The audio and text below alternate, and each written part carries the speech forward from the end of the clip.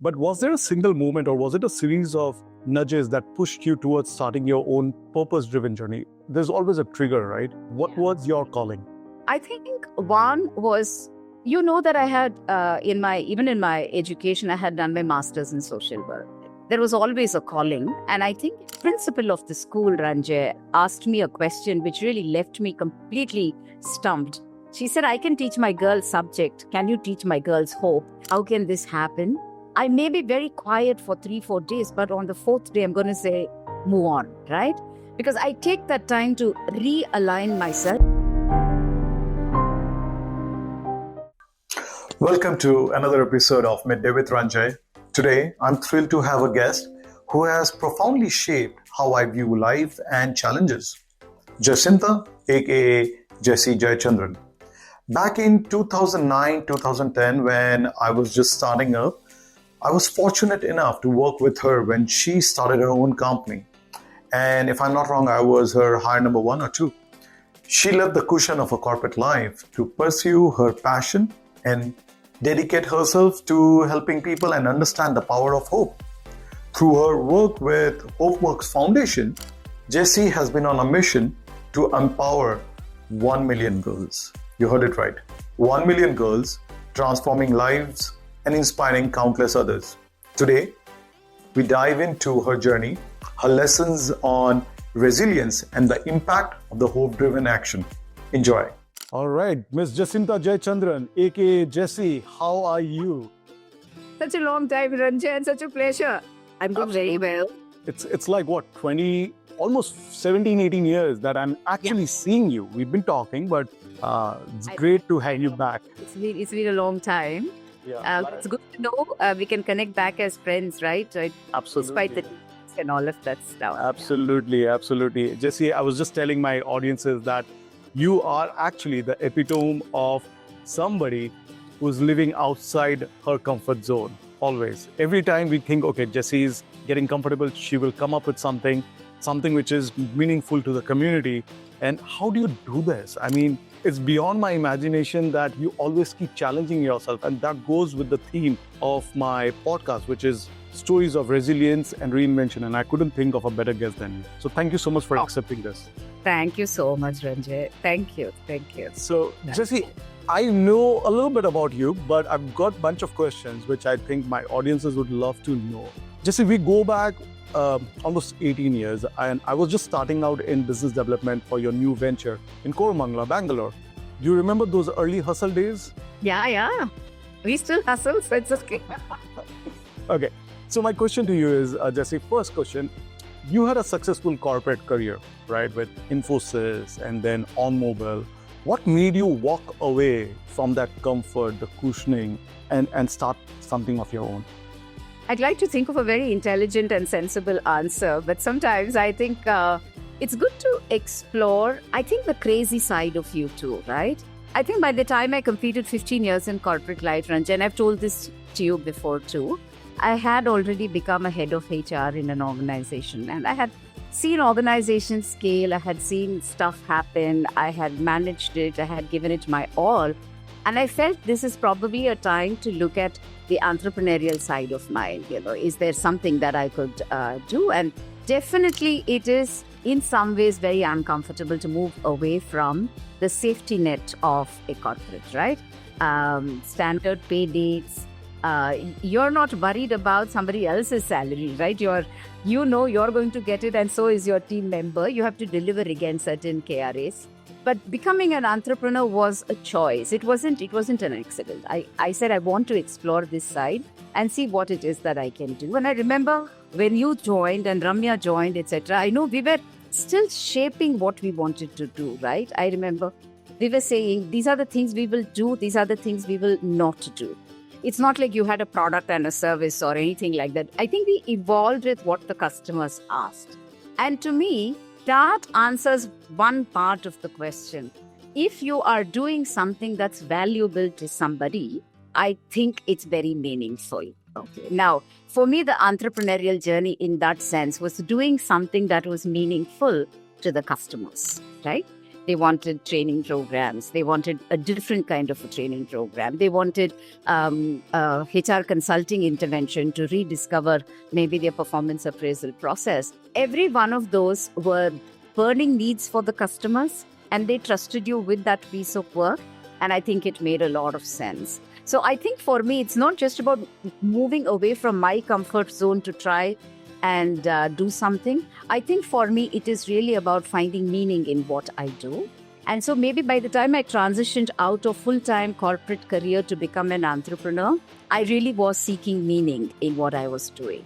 And I think looked like an area where I will find it. And I think we found it. I'm very thrilled with that journey. The company still continues under a different name, but it's doing so well. And it's super exciting that you're still there in that journey, solving real problems for the customers, whatever they trust you with. And it keeps you sort of very agile. I think I like that element.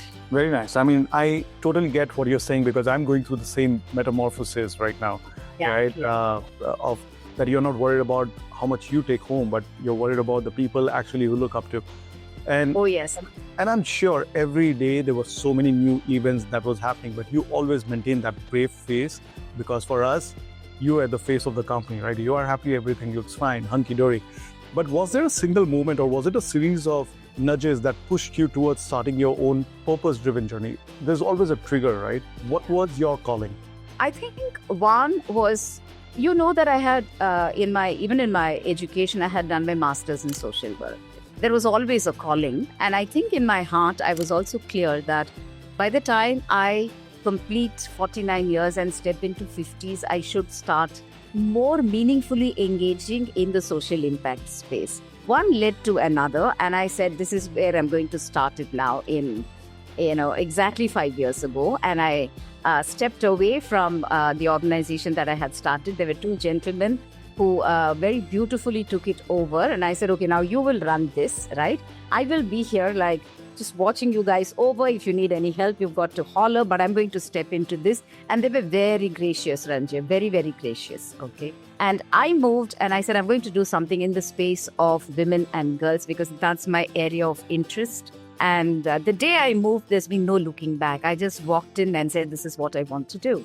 And I remember going to my own school, and I've told you before, I studied in a government-aided school, not the best of schools in terms of infrastructure facilities, though fantastic teachers and all of that stuff. So I went there wondering what it would be like now to be a student there and what is it that I could do for them. And the principal of the school, Ranjay, asked me a question which really left me completely stumped. She said, I can teach my girls subject. Can you teach my girls hope? Because if you're teaching corporate leaders, okay, is this something that you can do? And frankly, you and I have been into so many BD calls, right? When customers ask you, you always try and find a solution literally at the table, or you whiteboard it, or you come back and say, this is what I'm imagining right now, but let me go back and come back with an approach note. For her question, I actually had no answer.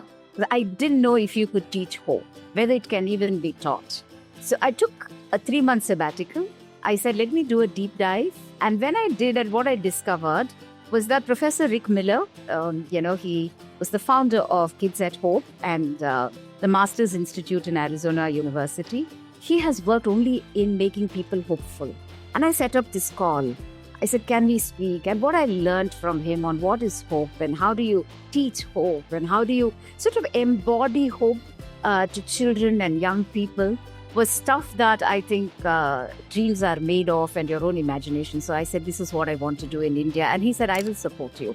So that's how it started. One was, I think, my own quest to again find meaning, right? And it added with what Professor Miller said and what the principal asked. So I credit Sister Pauline for seeding this idea that this is what I have to do. I really think it was her question. It was such an amazing question. So I have a follow-up questions on that, and that takes me to my second category, which is resilience and reinvention. Somebody who's actually thinking about teaching hope and learning from the professor. I'm sure this 35 years of your journey, corporate and the entire work history that you have done, there are many toughest moments that you must have faced, a lot of setbacks. How do you give yourself hope? Because it says it's easier to preach than practice, right? When things aren't going as per your plan, because as an entrepreneur, there are 100 things that don't go as per my plan, but I choose to look at the things which are actually going as per my plan. But I'm asking you, somebody who's an advocate of spreading hope and happiness, how do you find hope and where do you find it from? It's actually a very deep question, Ranjay. One is, of course, as an entrepreneur, you're on fire literally every day, right? There's something going wrong all the time, right? When you think this is going to go this way, something else will happen. And you have to say, okay, now how do we sort of realign ourselves and move?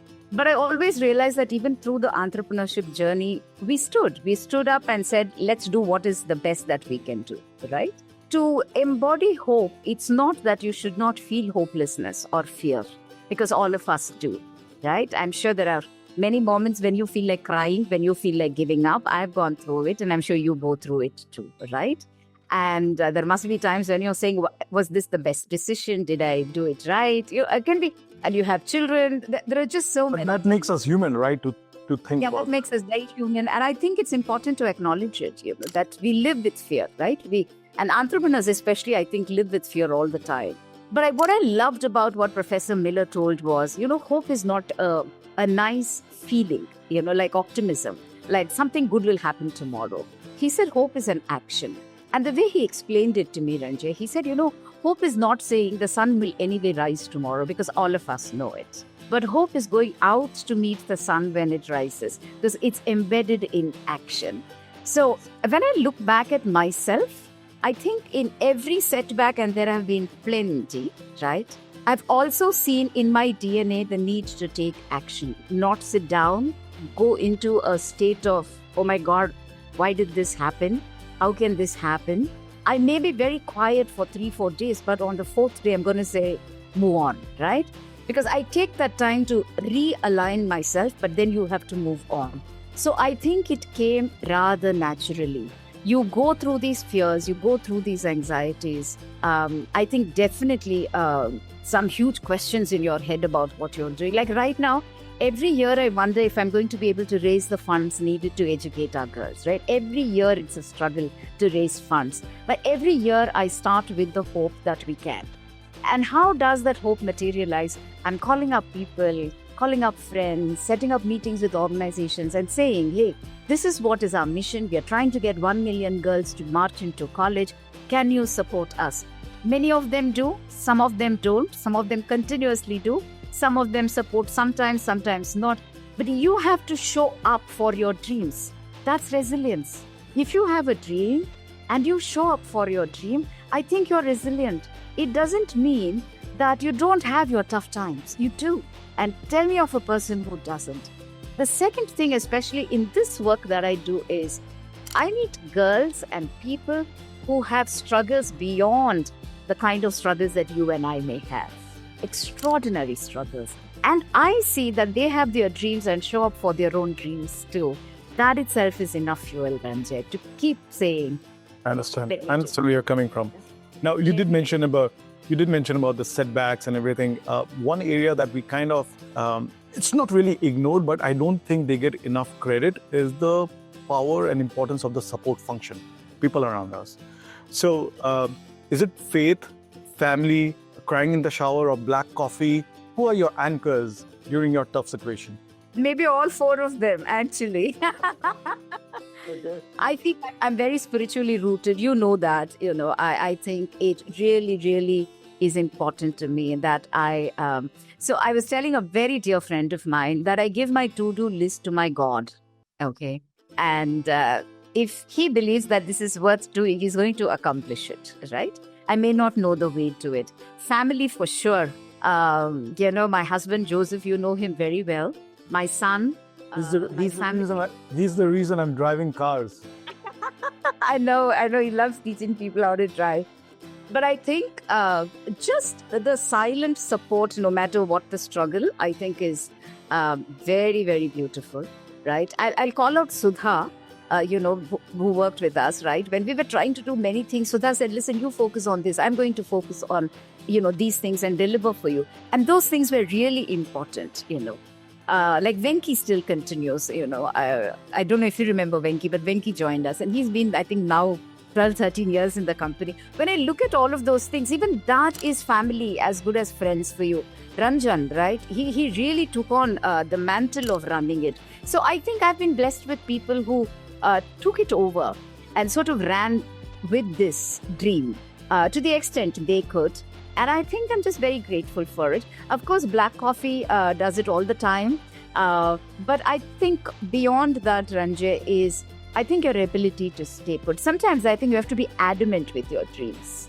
When you're tested, it is so easy to give up, right? And I can tell you today, whatever I'm doing, I'm being helped by the same forces, the same 100, 150 companies that we interacted and worked with, the same colleagues with whom I worked in, say, Infosys and other organizations. It is that network. So each transition has only added to where I am today, not really taken away anything. Understood. Jesse, our perspective in life keeps changing every 2 years, 3 years, depending on the experience. How has your definition of success has evolved? What does success mean to you today? Ranjay, success is many things, right? But I think from the very beginning, for me, success really meant the people around you are happy doing what they are doing, right? And you're able to do a little bit of contribution to that. So I think for me, that has always been it. And therefore, if I can go to bed with a sense of gratitude for a day that's turned out, maybe partially good, partially not great, but it's okay. And wake up with hope that I'm going to be having the energy to do the very best. To me, that's great definition of success.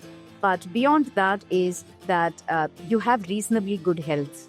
When you cross a certain age, your bones are going to give way, etc., etc. But if you're still healthy enough to run the race that you are running, you have a family that is having your back, I think it's fantastic. And I think having some amount of money in the bank is good. It does give you a sense of safety, but that alone is not good enough. So for me, it's this whole package. But beyond that, I think success is how you feel inside about yourself. No, I think you can have all the money in the world, and then you wake up and you say, who am I and what?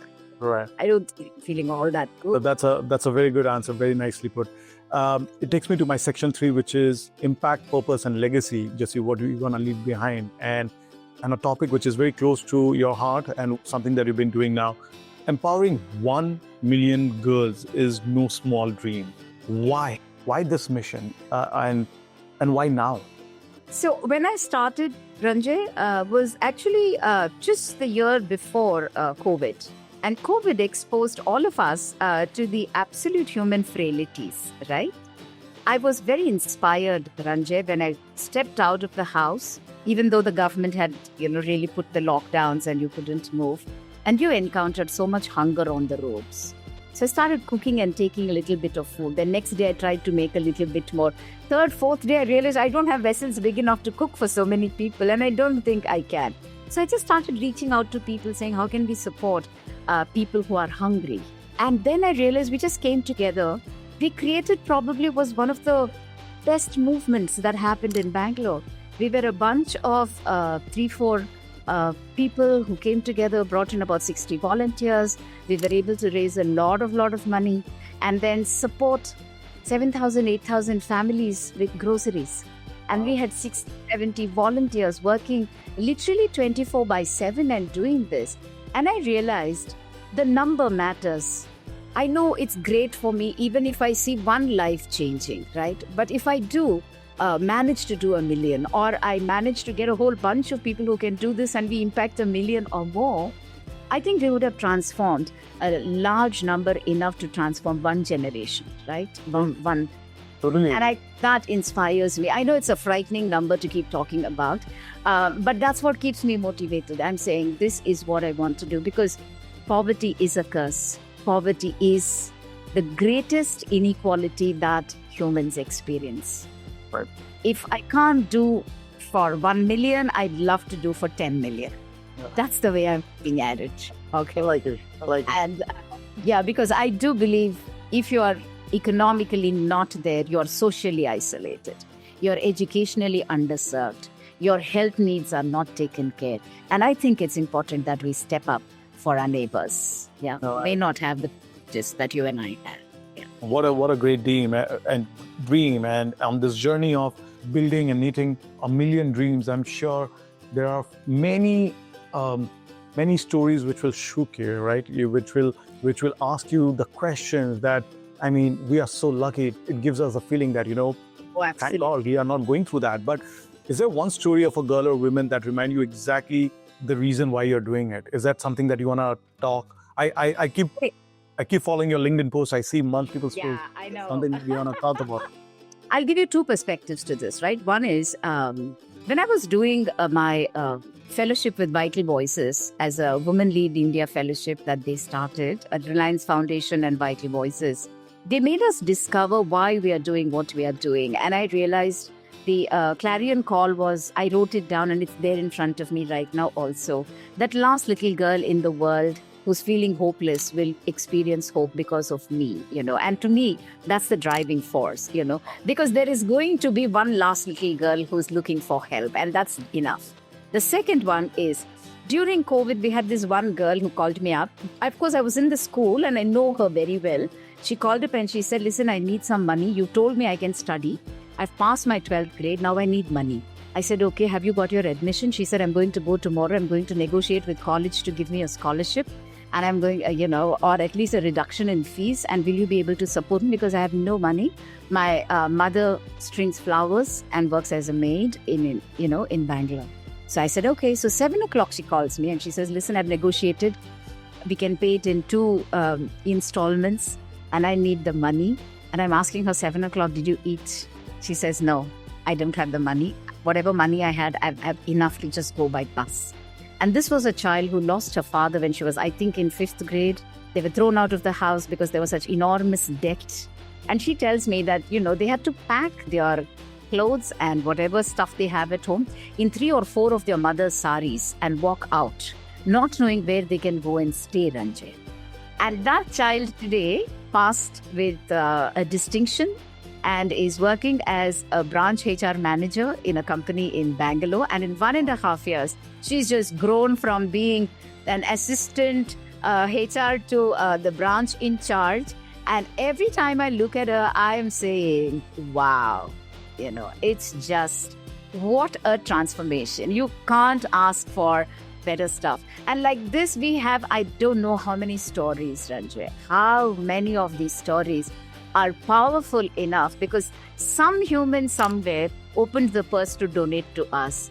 We were able to transfer that to her college, right? And today there she is. Her family life is slowly but surely improving. And I think these are exactly the kind of stories which makes me believe 1 million is a must do. 10 million or more than that is a good to do target. Right. No, I think, Jesse, if you deep dive a little more, and from an outside perspective, all these things is also coming naturally to you because inherently you're a good person. And I'll tell you why, because people don't know that I've worked with you closely for 3 years when I was starting my corporate journey in my initial days. And I still remember you went to Pondicherry for a customer meeting. You were staying in a hotel and then there was a waiter and he says, ma'am, mujhe kaam karna hai. And the next thing I know that Mr. Bablu arrived to Kormangla. Yeah. Right? And you just gave a job and he became eventually your man Friday and he was like your He's still there. secretary. He's still there. And I mean, in order to get your appointment, we had to reach out to Bablu and he became... Oh, yes. So what I'm trying to tell you here is that you are a genuinely nice person. That's why it comes so naturally to you, right?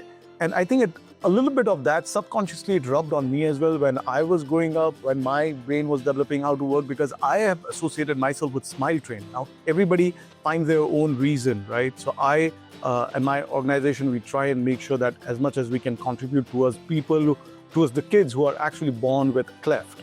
So I know. Yeah, so I work extensively. In fact, the last 12 months, I have pictures of kids from all over the world, somebody from Cambodia, somebody from Nigeria, and they keep sending me pictures of the person who Fantastic. gets a surgery done. And it costs $250. And why I'm advocating here so that people can get inspired, go to Smile Train. It costs $250 for a 2-night program where there's surgery, stay for the relative, and the kids will always get a new smile.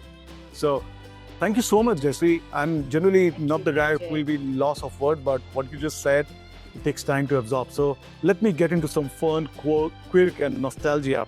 What was your "what have I done" moment after leaving the corporate world? I think the first day I was trying to figure out how to get a deal, right? I didn't know. I've never done BD before that. I don't know very well. And I didn't know what is cold calling, etc. And I was sitting on the sofa dialing out a few friends and I was thinking, what on earth am I trying to do here, right? It always makes you wonder. But I always thought that it's good to go through this phase because you discover the value that you have, right? Otherwise, it's so easy to say, I have worked here, I have done that over there, etc. But to say, I am individually capable of doing this for you. There's nothing around me, right? No name of the company, no peers that I can talk about.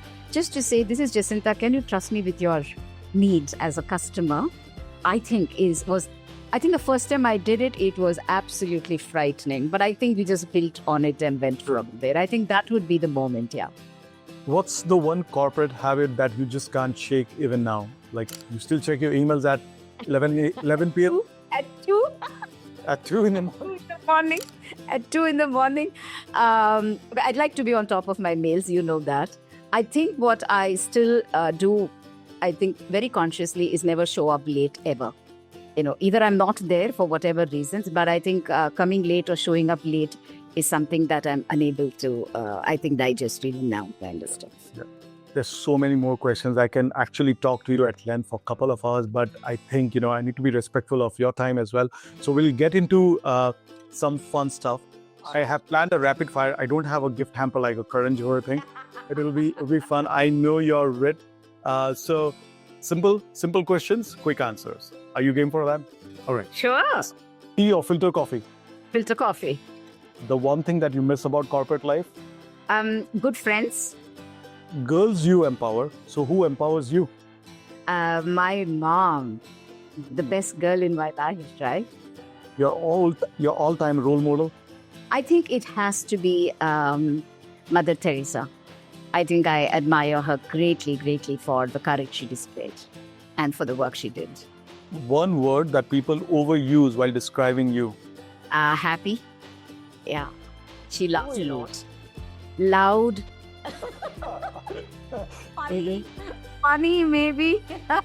Also, I think they associate me with food because I'm perennially cooking and serving food for people. So I think that's another thing, yeah. If your life was a Netflix series, what would you name it?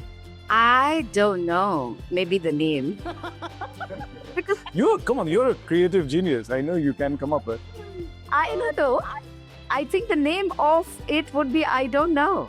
I don't know sometimes why I do what I do, but I love it. It engages me. So I don't know could be it. Yeah, it can be I don't know. And if you weren't doing this, Jessie, what would you be doing now? I would be doing this, Ranjay. I don't do stuff by accident. It's always a choice. It's not like, somebody pushed me into this or something happened and no. I think it was very clear for me. There were choices that I made and there were choices that I made with full consciousness. So if I weren't doing this, no, I will be doing this. This is what I chose to do and I continue to do. Love that answer. And one message to every girl, doesn't matter which part of the world they are watching it from, if you have to give one message to them, what would that be? I think it should be listen to yourself. Just listen to yourself. You have enough stuff inside you to give you the direction that you really want. And if you can take time to just discover the treasures you have inside you and love you for who you are, I think that's more than enough. It's just really, I think the starting point of being hopeful, that we see ourselves as people with treasures, not people with gaps. That each one is gifted in so many ways. You just have to look at that. That's what it is. I'm telling you that this is Saturday morning for me here. I'm feeling so hopeful, right? Especially after two hyper-energetic boys. Sometimes I feel like I need a break. But yeah, now, at least for the next few hours, I'm extremely hopeful. But thank you so much, Jessie. Podcast ho gaya. It's been a pleasure talking to you. And you have no idea, I'm enjoying so much our conversation. So thank you so much, Jessie, for taking out time on Saturday evening. and chatting with us. Thank you, and I wish you well. More success, more happiness. Thank you, Jesse. What a powerful conversation we just had with Jacintha Jayachandran. A true reminder that hope is not just a feeling, it's a force. From our vision of empowering 1 million girls to the practical steps each of us can take to join our mission. Today's episode leaves us with a challenge and an invitation to believe, to act, and to spread hope. If Jesse's story moves you, I encourage you to learn more and get involved and be part of this journey. Because when we stand together, hope doesn't just grow, it multiplies. Thank you for tuning in to Midday with Ranjay. Until next time, stay inspired, stay resilient, and never underestimate the power of hope.